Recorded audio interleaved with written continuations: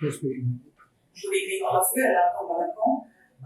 இதெல்லாம் பார்த்துருப்பீங்க சி தமிழ்ல டாப் 10 லிஸ்ட்ல என்னோட ஸ்கூல்ல ஒரு ஸ்டூடெண்ட் ஷாட்ராக் ஷரபீஸ் come over. He is known as Mr. Personality because of his obedience and character and a versatile singer. Just miss of the title. So this is Shadrach, my school student, and I welcome you here. And I wish to enjoy or listen from your